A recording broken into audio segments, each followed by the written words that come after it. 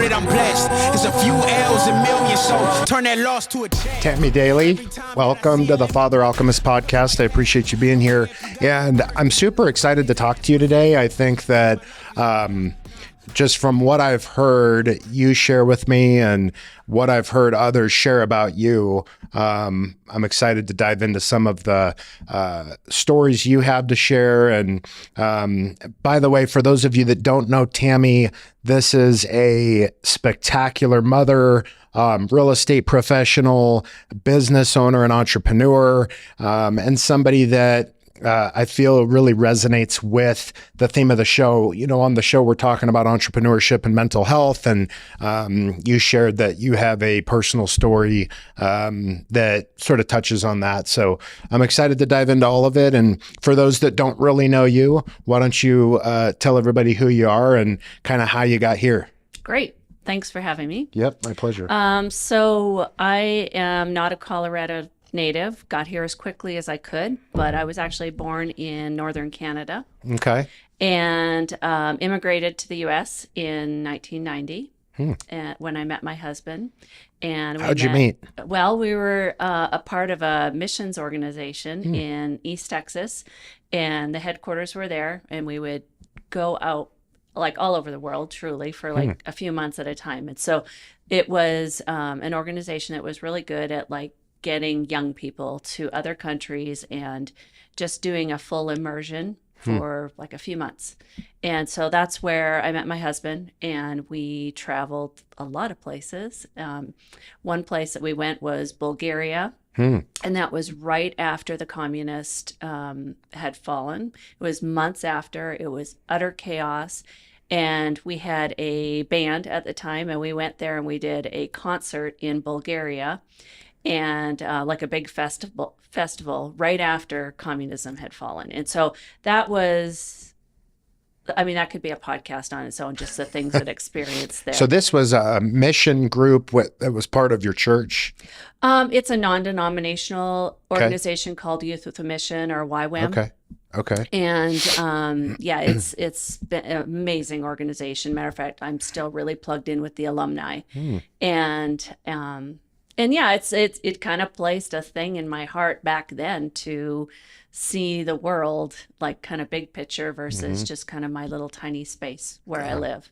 I'm wondering, before you got involved with that organization, what was going on in your life, and how did that organization speak to you? Like, how did you learn about it? What was it that was calling to your heart to become a part of that organization? And then tell us kind of when you knew that maybe your husband was somebody you had feelings for. Yeah. Okay. So the first question, I didn't know we were going to go there. Okay. But really what had happened is I got my heart broken. And I was just looking for, I had grown up in this small town and got my heart broken. And I was just kind of in a place where I was like, what am I going to do with my life? And I actually still don't know the answer to that question, but I knew that, okay, I need to do something with my life, and pretty disruptive right now. And so a friend of mine had gone to this organization. They have campuses all over the world, but she had gone to this one in East Texas. And so I was like, okay, I'm going to do that. So at 19 years of age, I packed up my suitcase. I only had Canadian citizenship at that point. And I went and just kind of jumped in. I tell this story to my kids, and they're like, Mom, you were a badass. I didn't know I was a badass at that time. I was just kind of running from a heartbreak and wanting a fresh start. Were you in Colorado at the time, or in Canada still? So I was in Canada. Okay. Yep. All of my family is still there. And, but yeah, I was in Canada and just kind of did almost my own intervention and just said, we're going. And then the second part of that question was, how did I know that my husband was the one? When did you start to have feelings, and like, how did that happen? Well, he likes to say that I chased him. Okay. The truth is when I first met him, I thought he was extremely obnoxious and had no interest at all. And truly, I was just like, if you think you're that great, you can have yourself. Then we did a lot of traveling, and part of the ministry, we ended up with a band that was just traveling worldwide. And so I was like our road manager. I did sound. Turns out I don't have a musical bone in my body other than my ear. And I have a really good ear for music. So they had me on sound. My husband is a very accomplished guitar player. Okay. I'm going to say his name, Brandon. I didn't say it before. Okay. And so we just traveled a lot together. And I would say that was the best marriage counseling preparation that somebody could ever have. We definitely saw each other at our best and a lot of at our worst. Were there times where you were traveling without each other, or were you, for the most part, together? For the most part, we were together. Okay. When we were engaged, I left at one point. We were leading schools at that point and taking teams of 30 plus people on different trips. And so when we got engaged, I left for a period of 6 months to go to Canada and prepare our wedding. So he continued on with the team. And so then we got married in Canada, and our honeymoon was making our way down the Rocky Mountains all the way back we did a detour over to Texas. And 38 days after our wedding, we led a team of 30 people to Brazil for a mission trip. So you've sort of been involved in this organization for years, but do you feel like you always had a heart that was giving and caring of other people? Or was it something where, because some might say initially it was kind of a selfish move. You had your heart broken and you were looking maybe perhaps for an escape, but you found yourself with this amazing organization that really gave back and did a lot of good all over the world, it sounds like. Yeah, no, I definitely started as completely selfish, which I think we all do. Yeah. It's like we're babies and somebody's feeding us, somebody's caring for us. We're told how great we are, assuming we're in a functional environment. And then, I think we kind of grow up self-centered. I think most of us do. And I think, selfishness is an interesting thing because I think that there's I think it's important at times to be selfish. If you're depleted, if you're not at your best, if you're clouded mentally, if you're distracted, if you're dealing with your own demons, and how are you going to show up? You can't show up as a great version of yourself to help other people. They're going to get only a part of you, only a percentage of who you really are. So I think at times you've got to be willing to be selfish, to invest in yourself, to care about your health, your fitness, your mindset, doing things that are productive and doing things to give back. Yeah. So I don't actually see that as being selfish. It's, the whole thing of like, put your mask on first. Like to me, it's more like being selfless if you're taking care of yourself, because then there's more of you to go around. And, if it's to the point of being like an idol, like it's something where it's just like 24/7, you're doing things to care for yourself and like there's nobody else in the equation. I think there is a line where it becomes selfish, but initially you got to take care of yourself. Do you think that there's an appropriate amount of time somebody might spend? Like for me, I feel like there's got to be a daily reprieve from all of the responsibility and everybody else in your life to be able to take care of yourself. But how much is too much? And, how do you create that balance, especially in a marriage that you've been involved with, for a long period of time now? Right. So I don't think there's like a designated time. And also I'm probably the least judgmental person there is, because it's just really my philosophy is kind of live and let live. I will say that prioritizing the things that are important to you, it goes a long way.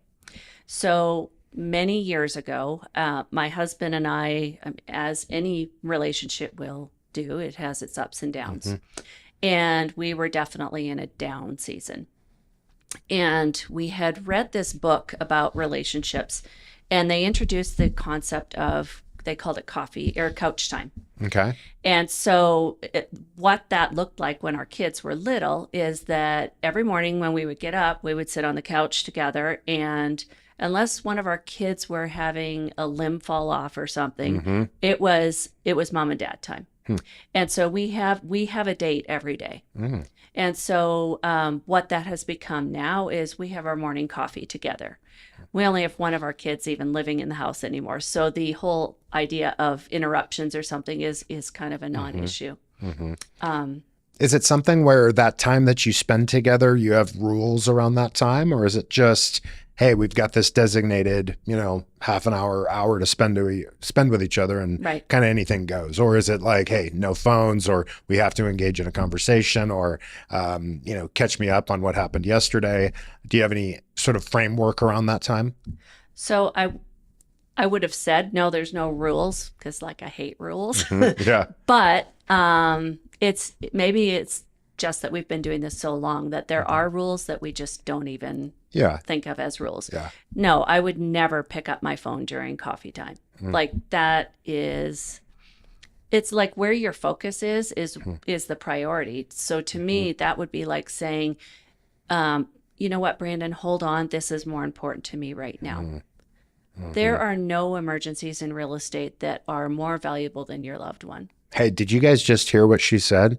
I mean, that's super, super valuable I think, for people to hear that, because we're in an industry that's so fast paced. And oftentimes, because it's an emotional process, clients can be emotional and passionate about the situation. Right. They're spending a lot of money, and you're helping them through what sometimes can be a challenging process. There's turbulence oftentimes, and you have to navigate that, sometimes play psychologist. But having the perspective that nothing is that big of an emergency, I think, is really a testament of a true professional, and knowing how to really protect your time. And however, if expectations aren't ever properly set with the client, they're not going to know any different. They're going to just take advantage of it, because in that moment in time where they're buying a house, it's a very selfish time for them with what they're experiencing. And so they'll call you all hours of the night, and everything seems to be super, super urgent. But I just appreciate you saying that, because typically anything involved in a transaction can wait an hour or two. Would you agree? I would agree. And a lot of times it doesn't even have to wait that long. Sure. When we do our coffee time on if we have a lot going on, it might be 15 minutes. And then on days when we don't have a lot going on, or weekends, sometimes we'll sit there for 2 hours. So, on the weekdays, for example, 15 minutes, there's nothing that can't wait 15, 30 minutes. For sure. Yeah. For sure. What about, let's go back a little bit. What did your parents do? Yeah. So grew up in a, just a middle class kind of home. Okay. My mom was a stay-at-home mom for most of our life, and then at one point she started working just in the medical field, just kind of an office type job. And my dad always worked blue-collar jobs, and he worked in a machine shop. The forestry industry is a huge thing where I grew up in Prince George. Okay. And so most people's occupation are some way, shape, or form connected to the forestry industry. Now, and in the location that you grew up, was it primarily blue collar? Yes. Okay. So here you are, entrepreneur. You've had several businesses. We talked briefly, and I want to dive into some of you said you recently sold a or multiple franchises. Yeah. I'm always just curious, because same thing with me. My mom has been an accountant basically for publicly traded companies. My dad retired from UPS after 33 years as a truck driver. And I could never imagine having a job. Not that there's anything wrong with that, but for me, I got fired from every job. I just never was somebody that did well with authority control, or being told when to come, when to go, when to pee, when to eat. Yeah. I had to be able to just, kind of do things my way, I guess. And it sounds like you're much the same, but at what point in your life did you start to have this sort of pull towards being an entrepreneur or starting your own business, and how were you introduced to real estate? Oh, wow, that's a big question. So as far as the entrepreneurship, I think sometimes in our lives, there's people that have an opportunity to really speak into our lives and really change the course of our thinking. Maybe set our financial thermostat. And I have an uncle that in the same area, grew up in the same area. And I remember him saying that he had a goal of being a millionaire by the time he was 40. So this is going back many, many years ago. And the environment I grew up in was like, I mean, nobody was a millionaire, at least not that I knew of. And so it just really kind of, I remember just pondering that thought, like, he's a really cool, good person, and he wants to be rich. And I hadn't really kind of put the two things together before. And I don't know, I was probably 6th grade at this time. Like I was a kid. And that is one of the moments that really kind of changed and kind of set a course on thinking differently about money. Yeah, I think it's interesting how we're all sort of inheriting maybe a belief system that we grew up around, whether it's, family or friends or friends' parents. I've always heard, money is something that can turn into greed, and it can be sort of this negative thing. And I had to really shift that about my own way of thinking. And now I just believe it just makes you more of who you are. Absolutely. Like if you're an asshole and you've got a lot of money, you're going to be a bigger asshole. Yeah. Right. And I think if you're somebody sounds like your uncle was, who's generous, who's just a great human being, now they have money, they can do more good for more people. Yep. I agree with that. And I think like there's a verse that says, to whom much is given, much is required. And my husband and I I'm talking dirt poor when we were a newly married couple. Like we had this little rental house that had so many leaks in it that at nighttime, like if you went in the living room, we would have slugs walking up, like crawling up the walls. Like it was just such a leaky, decrepit house. But we were happy. But we're in love. I just think like we've been happy in little and we've been happy in much.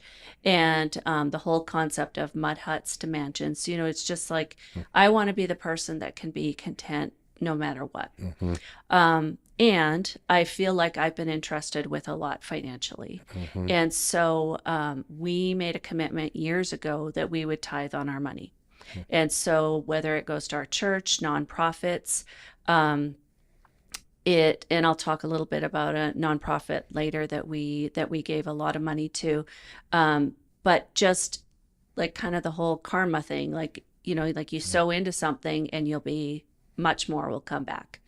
And so I'm a big believer that money doesn't change somebody. So I want to talk a little bit about tithing since you brought it up, because I think for a lot of people, including myself, the way that I've always thought about tithing, my relationship with money has changed now, but it's always been something where in my mind, okay, if you have 10 $1 bills and you give one of those away, you have now 9 $1 bills, you have less, right? And it's a sort of a scarcity mindset approach to tithing. And then I remember hearing a story actually from a pastor who says, well, think of it as avocado seeds. Imagine you have 10 avocado seeds, you give one away and plant it, that avocado seed is going to produce fruit. And so ever since I heard that story, I thought, man, giving and not giving with the expectation you're going to necessarily get something in return, but giving because that's just where your heart is. Yeah. I think that there are, at least in my experience and what I've heard from other people, there are benefits that far outweigh the missing $1 bill. Sure. Yeah. I mean, yeah, scarcity would look at your hands and go, oh, well, there's 9 there now. And that's just the kind of the physical. And it doesn't matter what your belief system is. Most people believe in some form of karma, sowing and reaping, something like that. Sure. And that's bringing in the spiritual or the, like a different kind of atmosphere. And so I think that physical act is connecting the two. Is it always a tithe, a true 10%, or is there some gray area there? Well, again, I don't like rules, so no, it's not just a 10%. Yeah. I would say generally we've kind of just used that as a number, but there's certain things where we're like, we want to give more. What has that done? How long have you been tithing for? Probably since I was about 12 years old. 12 years old. Okay. So a long time. Yeah. What has that done for your mindset around giving? Well, around giving, let me think about this a little bit. I mean, one thing is looking at, say, the $10 bills or the 100. I mean, the more that it becomes, the larger the tithe becomes. And so, like, if it's $10, oh, $1, not a big deal. If it's $100,000, then it's like, oh, that Does it number's a become lot bigger. more difficult as the money increases, or is it the same because now it's just at scale? It's all relative. At times it's been more difficult. More difficult. Especially if, like when we were newly married, I mean, money was really tight. And I remember times where our grocery budget was $25 a week. And I would do half of our grocery shopping at the dollar store and then just go get kind of like the fresh stuff at the grocery store. And so those times it was harder. But at this point, it's just a habit. And we just know that we have the comfort and we've not gone without. And so it's just knowing that if we kind of sow the seed here, that it will grow and that will. It sounds like it sort of instills a confidence and an abundance mindset of faith in everything's going to be okay. Absolutely. And, absolutely. I think that's kind of a good way to say it. What would you say, though, to somebody who's listening to this that is like, man, but you don't understand my situation? Everybody has a situation, they have their own nuances going on, but what would you say that would encourage that person to still consider giving? Right. I would say just, first of all, I've been there and I get it. I mean, I get it. When you're at a point where there's more month than there is money, and I understand, and I would say just give it a try. And maybe even just start at a smaller amount. It doesn't have to be 10%. Sure. But I think what that starts is it starts building the outward focus. I mean, it helps with building an outward focus. It also makes you have to trust a little bit more. Has it motivated you to find ways to make more money? Absolutely. Yep. There is somebody in our company, Ben Kinney, and he's talked about, let's see if I can remember the sequence, but it's make $1 million, earn $1 million, give $1 million. And truly, like this earlier this year, I was looking at what we gave last year.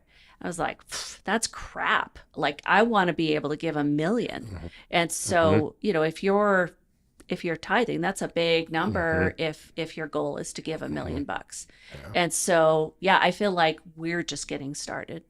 Same thing with taxes, I feel like, right? It's shifting the framework a little bit on it, going, man, if I gave this much, I'd like to give this much more. And I think a lot of times you hear people complain about taxes. It's like, you want to pay a lot of money in taxes. Right?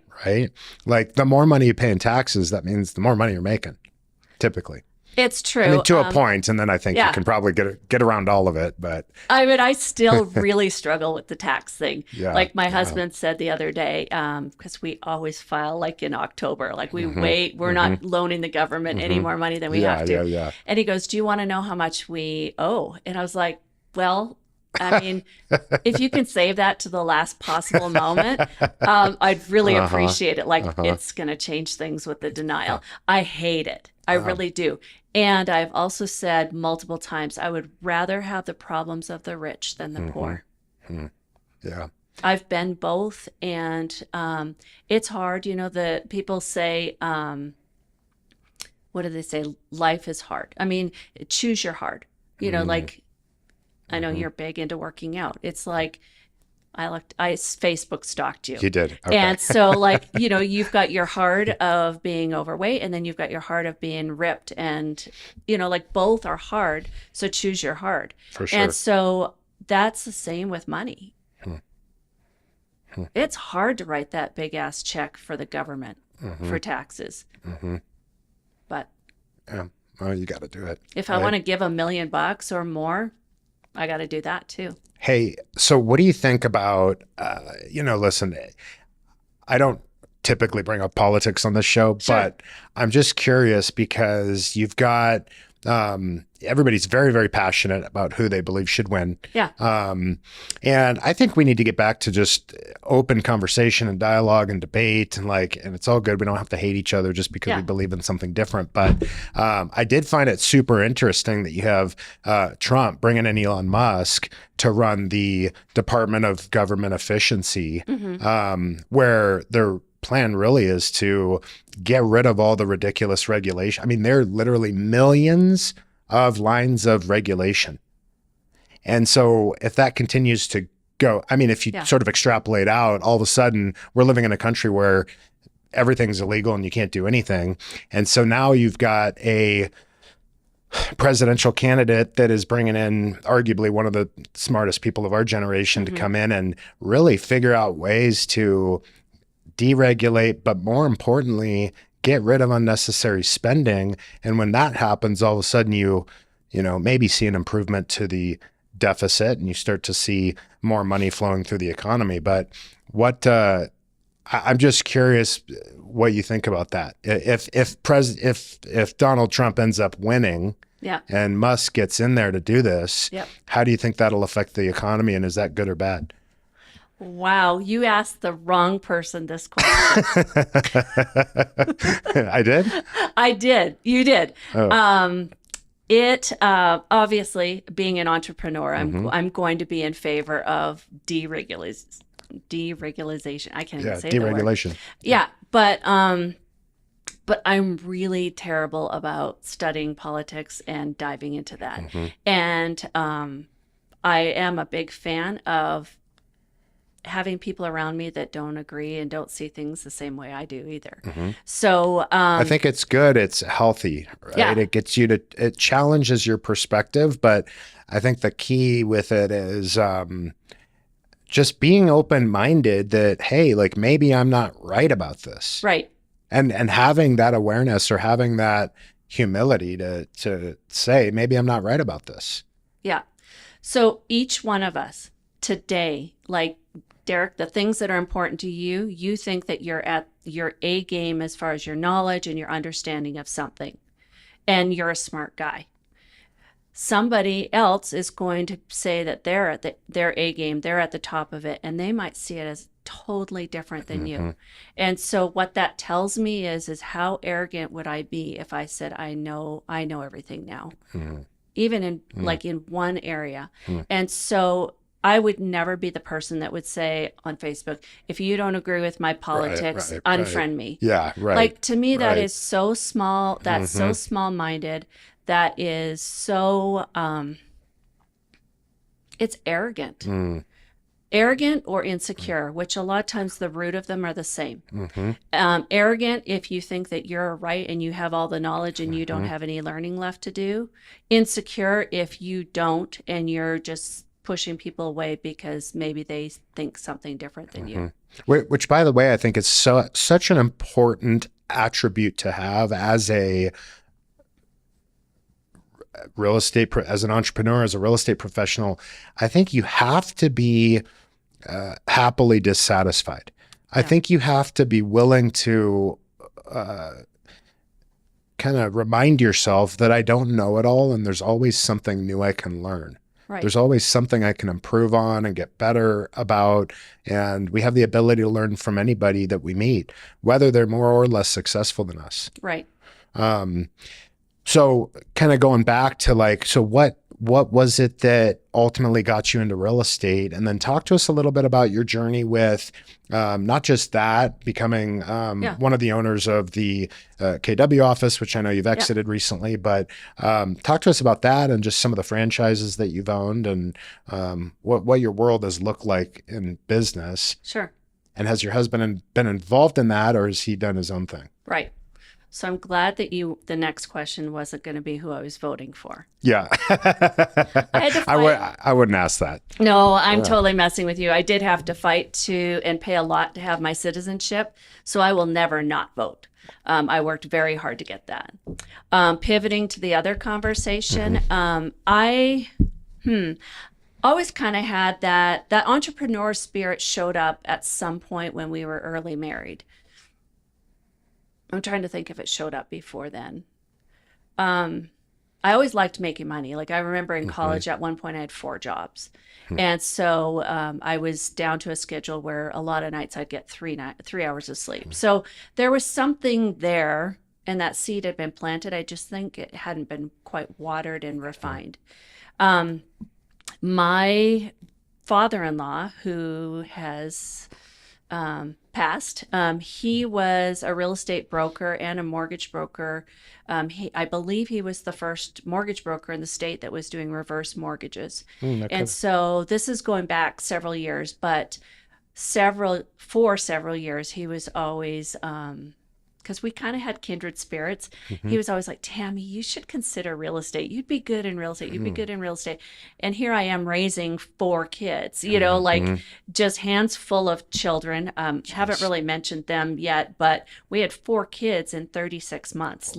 We've got, holy moly. we've got a lot of kids. And it was intense. So the idea of doing one more thing was just insane. But as they started to go to school and things started to open up, I really wanted them to be in private school. And so it was, if I'm going to do this, if they're going to be in private school, I need a way to finance it. And so that was when I started to look at real estate. And a good friend of mine who owned a brokerage, he, at the same time, he was like, Tammie, you should get your license. And when you get your license, you can come work for me. I'll teach you everything that I know and I won't charge you much. So I'm like, awesome. Sounds great. Walk in the gym one night, like halfway through getting my license. And he goes, yeah, about that. He said, so my wife and I are getting a divorce, so you can't come work for us because she's taking the business and I don't want to build her business. I'm like, awesome. Okay. Which at that point I knew what I was going to do, where I was going to do it actually didn't matter that much. But I asked him, I said, so if you were me looking for a place to get great education, get a great start, where would you go? And he just without hesitation he said, go to Keller Williams. It's a great place. And so I just found the one that was closest to my house and I actually joined before I even had my license. So I started going to meetings and training and stuff. So that was kind of where the real estate career started. And my why at that point was I got to make $1,000 a month to pay for private school. Jeez, amazing, right? I had my first closing 3 weeks after I got my license, which that was completely lucky.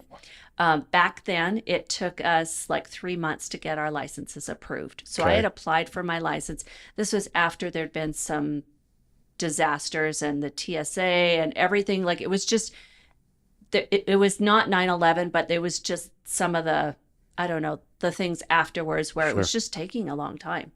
And so So you had the client, but not licensed yet? Correct. And that was one of the beautiful things with Keller is that we were automatically assigned a mentor. Like that was just part of the deal. And so my mentor is like, don't wait on getting business. If you have it, let's go. And so it was, I kind of was jumping in the pool and then checking for the water on the way down. And so we went for it. And so it started, it was under her license and we were working together. And so, yeah, that was an awesome start to real estate. That's and I was fantastic. able to pay for a few months worth of real estate or of private school at that point. That's great. Fast forward, not too much longer. I just started looking for leadership opportunities within the company. Were you being recognized already as somebody that had those qualities, or did you just have sort of an inner knowingness about yourself that, hey, I'm somebody that I think is really good with people and leading and managing? Well, I think a lot of organizations, when you show up with ideas, if a lot of times they're like, that's awesome, go ahead and do that. And that was what was happening. And I knew that I kind of was wired as a leader. And so we just, trying to think of where it actually started. I actually was invited to be on the Agent Leadership Council, Okay. I think second year in real estate. Keller Williams has this voluntary board of directors. You have to be invited, and I was invited. So I guess initially it was an acknowledgement. What do you think makes a good leader? Wow, that's a loaded question. What makes a good leader? I'm a big fan of servant leadership, Okay. leading by example. I believe I got that invitation because I would show up in the bullpen and work every day, and everyone around me could hear me practicing my scripts and using the verbiage that I was told, if you use this, you'll be successful. I had a lovely office at home. Very comfortable, very beautiful. But I showed up and I worked in that common area every day. So I think, to answer your question, I'm going to try and answer that with authenticity because I don't want to just give you a padded answer. Yeah. I think example, being willing to roll up your sleeves and do it yourself first. Humility. Always being learning based. Generous with your time, with your abilities. I have been so fortunate to have so many people so into my life and so into me. And if I can share that, to me, that's good leadership. So I want to stop you for a second and dive into that a little bit. When you say being generous with your time, Yeah. Something I've always struggled with is this sort of mindset of like, I've got to do more. I've got to make more calls. I've got to meet more people. It's just sort of this kind of the hustle in me to just kind of go, Right. and produce and exceed at a high level and have a high standard.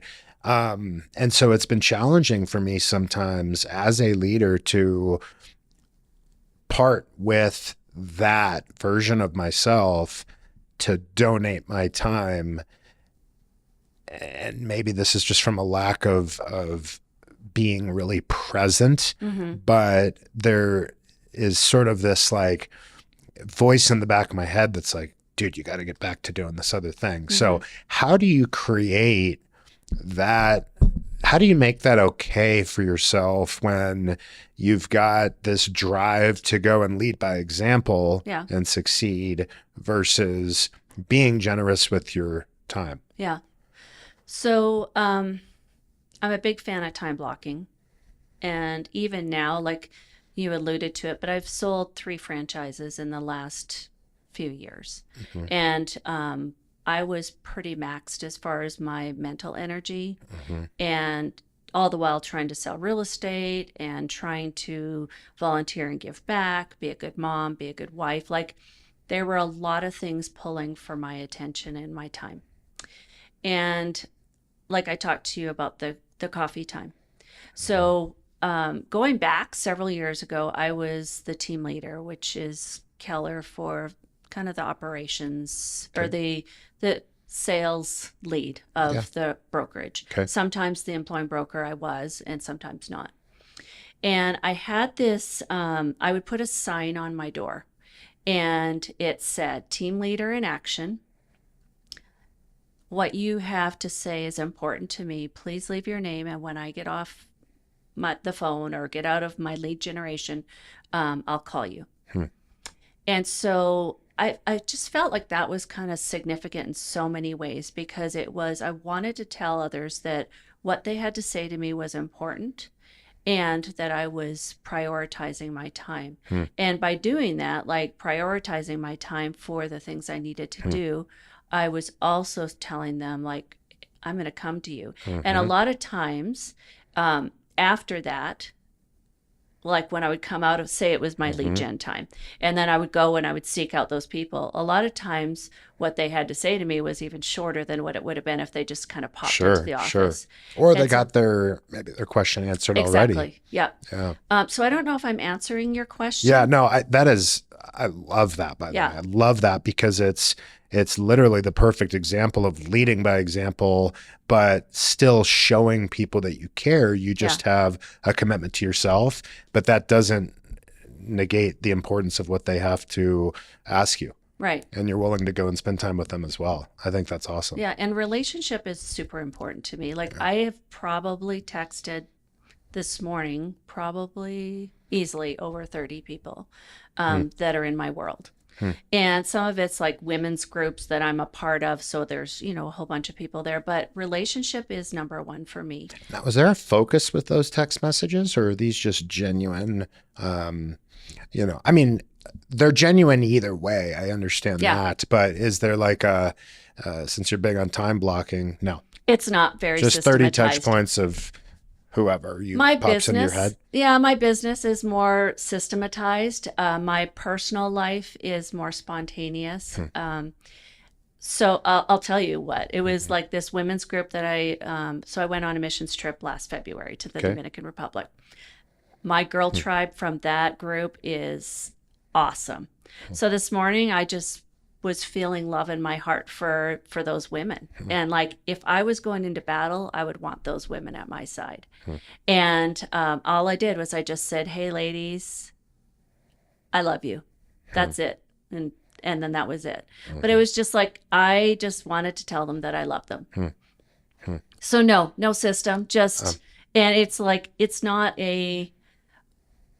like there's sincerity behind that. Like, yes, there's 14 women in that group. And I love each one of them because I've seen them, like I've really seen them, and I know them at a deeper level than most would know. So when I say I love you to 14 people, it's not just this flippant "I love you." Like sincerely, those girls, I do. They hear it, they feel it, they know that you mean it because of what you've been through together. And there's this it's funny because I've operated both ignoring this and embracing it. And the more I embrace it, the better I feel, the better results I see, because I think a lot of, at least in my experience, this business is energy. Yeah. I think so much of it is energy, and that energy has the ability to create momentum. And the funny thing about momentum is, like, once it's on your side, it's like you end up closing way more than you think, but it's not like really the same level of effort compared to really you're at a standstill, maybe brand new in the business, or you had to take time off and you're really rebuilding everything and pushing that boulder back up the hill. So now I have this thing where I'm driving, I'm at the house, weekend, it doesn't matter when it is or where it is. Right. If there is the thought that pops into my head where I'm thinking of you, I am immediately, I'm taking it as a almost, God speaking to me, saying there's a reason why you're thinking of this person and you should say hello. So I don't know. I love it for me, and I love it. It tends to create that energy. Right. So going back just real quick, because you had asked about like so many things and basically so little time. And I'd say, give yourself a freaking break. Like, at the end of the day, all you can do is all you can do. On that subject, absolutely. And I've had, not to get too dark, but I've had some regrets where I was just thinking about somebody and they were on my mind. and I didn't act on that. And I mean, honestly, earlier this year, I lost a friend that I had been thinking about, and because it was his birthday, and I was like, oh, I really should call him. And it happened to be the same birthday as my daughter, and so I just kind of, it was a fleeting thought, and he passed away the day after his birthday, and I was like, dang it, Tammie, like, how many times do you have to learn this lesson? If you're thinking about somebody, if nothing else, just send them a message. Hey, I'm thinking about you. Yeah. Yeah. Yeah, it doesn't have to be some big deal, right? No. It's just, hey, you've been on my heart or whatever. Yeah. Well, there's so much that we could dive into and go down the rabbit hole on. I know that we have talked briefly about a situation that's been really kind of close to you, close to home, and something that you've been graciously willing to share. And so I'd love for the audience to hear that story. I know that, the whole reason I started this podcast was because I think that as entrepreneurs, as individuals where we have to go out and create every single day and oftentimes reinvent ourselves along the way, sometimes there's this ideal of a perfect world that is almost impossible to ever achieve. And so we live in this constant state of almost anxiety or feelings of unworthiness. And oftentimes that can lead to depression. And so I think it's probably not talked about a lot. I think that it is rampant in our industry and in any industry where you're a business owner or entrepreneur, because you have these big goals, dreams, and aspirations, and yet you don't always hit those goals as quickly as maybe you would like to. And so it leaves you in the balance feeling unsettled. And so we've talked a little bit about that. And so I'd love for you to share the story about your daughter. Yeah. So I don't know if the camera can catch it, but I've got 2 tattoos. I've got 8 tattoos, but I've got 2 on my wrist. 2 on your wrist. Yeah. Okay. And one is a semicolon. One is my shalom bracelet. Okay. And so this tattoo, the semicolon, if you see somebody that has one, it's, and now you'll see everybody. You'll see them everywhere you go. Maybe I have to go get one. Yeah. and I, most of them are about the size of a thumbnail. Okay. No, I had to go big. So let me see it. Yeah. Oh, wow. Okay. Yeah. There you go. And it's oriented where if I look in the mirror, which I see it every day. And so it's a reminder. If somebody has that, it's because they have either lost somebody to mental health challenges or almost, and they've walked the path. And in my case, and I have her permission to share this story, my daughter really struggled with mental illness. There was something that wasn't right. And I have a distinct memory of one evening where she was really struggling. And there was a lot that happened. I have her permission to share it. So, I mean, there was how old was she when you recognized, man, something, I think as a parent, that's tough because it's like you almost don't want to admit that maybe there's a bigger issue here, but you can't ignore it or deny it. How old was she when you realized that? She was middle school age. Okay. And I think that a lot of times that's when it shows up because hormones are changing. Yeah, for sure. And a lot of times it kind of shifts back in the mid-20s. A woman goes through 4 puberties in their life. And so that's one of them. And so I think that one is quite often where it shows up. So middle school, she started having some challenges, and we got her into therapy and just did like the best that we knew to do. And we had a really good therapist for her. And one thing that he had coached her on was, if you are at a place where you feel like you might take your life, and let's face it, I mean, most people that struggle with mental illness, and even ones that don't, are there at some point in life. And one evening she came to me and she said, "Mom, if you don't intervene, I will be successful tonight. And I knew what that meant. It meant that she would take her life. Ugh. And thank God her therapist had coached her on that verbiage to tell me. And he had coached myself and my husband. And it was, if she says that, take it seriously and take her to the emergency room. And so we did. We went into the emergency room. Give me the chills just hearing you say that. My goodness. One thing that I really observed that night, and I know that the medical field does the best that they absolutely can, but myself and my daughter in that time were treated like we were criminals. And I understand the reason why. Like, they took my purse, they took everything away, so she couldn't self-harm. I had a hoodie on, they took the things out of it. And there was a police officer that sat outside of our room the whole night. But there wasn't the warmth that I would have, and care and understanding that I would have hoped that was there for that situation. It was like she had threatened to take somebody else's life and was treated like, like she was doing something wrong. Yeah. And the lack of compassion was just stunning. They tell us then, we're holding you here until a bed opens up in some facility in Colorado. And so, not knowing, she might have to go to another part of the state. Just because all the beds were packed? Like there was not availability. And these are beds specifically for individuals that are suicidal? Yeah. Wow. Yep. And so the next morning, something opened up, and it opened up in Louisville.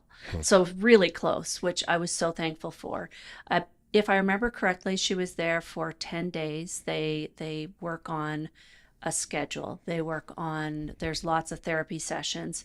There's exercise. They get their meds balanced. And that was hard because, again, she was treated like a prisoner when she went in. They pat you down if you have any body piercings. Are you there at all? Or are they saying, nope, Mom, you got to go home? Or Oh, no, I was not present for that at all. Matter of fact, I couldn't even ride in the ambulance to the facility. I rode in my car behind. And didn't see her for many hours. And I understand there's a system for everything. I just didn't understand the reason why. And she was scared and she was alone. And then when she went into a private room and they're checking for piercings, for all these things, again, no compassion, no love. It's just very much like I'm patting you down like you're about to go into jail. Were you just scared to death at that point? Like, what's going on in your mind as you're following the ambulance? Is there this element of you that wants to fight and say, F you, I'm going in the ambulance, I'm coming with you guys? Yeah. Or are you sort of surrendered to the process at that point? Surrendered to the process. I knew that she was physically safe. Okay. She could not harm herself. So when she was in this facility, the time there ended up wonderful. It really helped her and gave her some tools. The first night that we went to visit her, and they allowed family to come for 45 minutes a day. Okay. And the first night we went to sit with her, and you sit at these tables and you have this time, you can bring them like clothes or something that they want. And did they have to search the clothing? Yeah. Okay. But I would expect that. Yeah. And so I brought her fuzzy, cozy stuff, just to hopefully make her a little bit more comfortable. And we're sitting at the table. I look over, and at the table next to us, there's this boy that has rope burns on his throat, and his parents are sitting with him. And you really feel the pressure to kind of keep it together for that time. And after that first visit, I went to the car and I just wept. And I just wept and wept and wept. And I couldn't leave for a long time because I was crying so hard that I couldn't have drove. After that, like the nights after, I saw people, like parents, there on their first night. And obviously this is an emotional thing. So I never apologize for crying because it's like, this is a big deal. So that helped her at that time. It saved her life, truly. Fast forward a little bit, And she goes away to college a few years later. But let me just say, thank God that you had the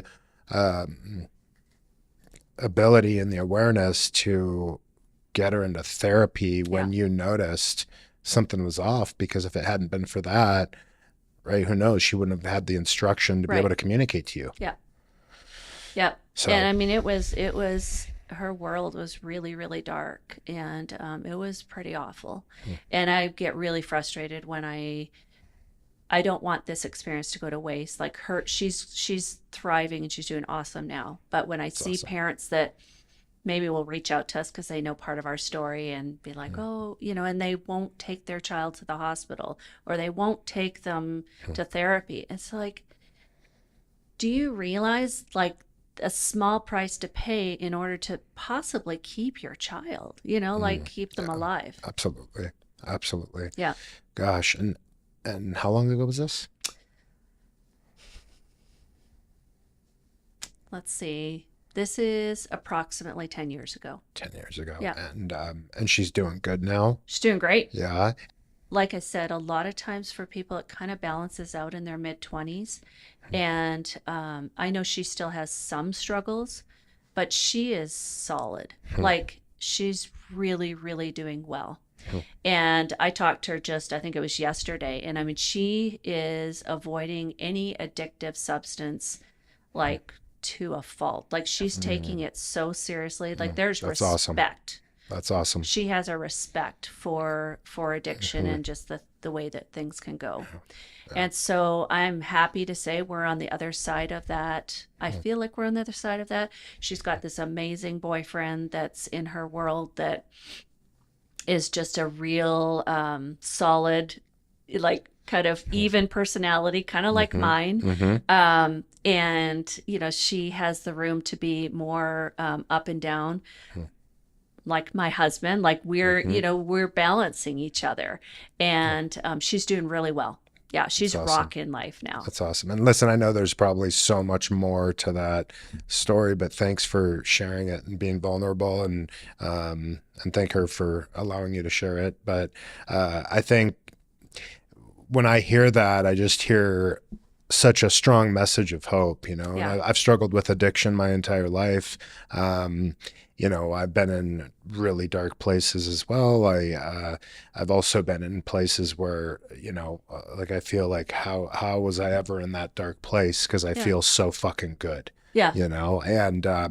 And so hopefully for anybody listening to this that's struggling with whether it's addiction or some sort of mental health challenge, I hope you hear a message of hope as well, and know that there is always another side to it. It's just a matter of figuring out a way to get there. And, we're here to support you. If you need to talk to somebody, please reach out. We'd love to be there for you guys. Before we wrap up, where can people find you? Oh, well, they can call me. And truly, like you said, like if it's the middle of the night and somebody's like, I need just a monotone but friendly voice, they can call me because I want to keep people alive. 303-818-1420. Cool. You on any social? So our real estate team, the Planted Team. We're on Facebook. We're on Instagram. And I personally am on Facebook and Instagram, Tammie Daily. And let me just share with you guys, like, I've met a lot of agents over the years of being in the mortgage business. I've been lending now for about 20 years, and there is a special energy with you and with Brooke. It is an energy where you can trust them, that there's no judgment, and that there is truly a selfless approach to helping with real estate. And I love meeting people that embody that. And so, Brooke's the bomb. Yeah, she's great. Well, I can't leave without giving her the props. Okay, well, thank you for being on here, and I really appreciate your time. And thank you. Darik, thank you. Yeah.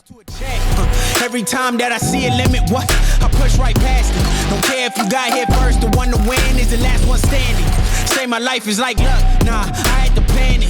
The way I work is out of this earth. I consider Need it all, no fractions. Dream it, then I gotta have it in the booth like Tom Cruise.